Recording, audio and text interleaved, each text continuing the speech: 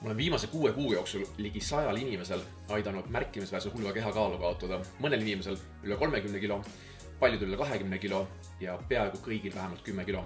Räägin kohe kuidas. Kõhnumise protsessis on äärmiselt oluline võimalikult kiiresti tuntavaid ja nähtavaid suuri võite saavutada. Ükskõik mida me elus teeme, me eelistame võimalikult kiiresti tulemusi näha. Seda seepärast, et kui me neid näeme, siis on need elulised tõendid, et see, mida me teeme, on õige ja toimib. Kui ma tegeleksin ettevõtlusega ja selle raames kooksin ja müüksin enda veebipoes näiteks villaseid sokke, aga esimese 3 kuu jooksul mitte keegi mult mitte ühtegi paari ei ostaks, siis see viitaks sellele, et ma teen midagi valesti. Kas inimesed ei tea, et ma neid müün või siis ei osta nad neid minu käest mingil muul põhjusel. Kui leiaksin endaga vastupidisest olukorrast, et inimesed hakkavad kohe minu villaseid sokke ostma ja kõik kirjutavad mulle, et kui ilusad ja mugavad need on, kui hästi nad sooja hoiavad, siis see innustaks mind veel paremini kõike tegema, edasi liikuma, kasvama. Kehakaalu langetamisega on täpselt samamoodi. Kui ma pingutaksin ja püüdleksin, aga mitte ühtegi kilo ei kaotaks, siis ma ilmselt peagi loobuksin sellest. Kui ma saaksin aga kiireid ja tuntavaid võite, siis see lisaks motivatsiooni ja tekitaks hasarti veel rohkem kilosid kaotama. Kaalu langetamiseks on vaja igapäevaselt süüa vähem kalorit kui kulutame. Absoluutselt kõik teavad seda.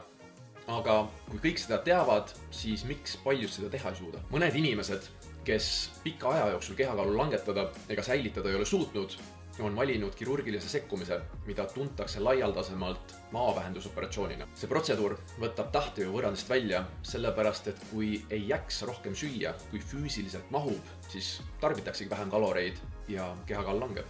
Viimaste aastate edasiminekut teaduses on teinud kättesaadavaks tööriistad, mis pakuvad suuresti samasuguseid hüvesid, aga nad ei ole niivõrd ekstreemsed nagu kirurgiline sekkumine ja kui neid õigesti kasutada, siis need on täiesti ohutud. Need tööriistad on täiskõhutunnet tekitavad ja kaalu langetamist soodustavad terapeutilised peptiidid.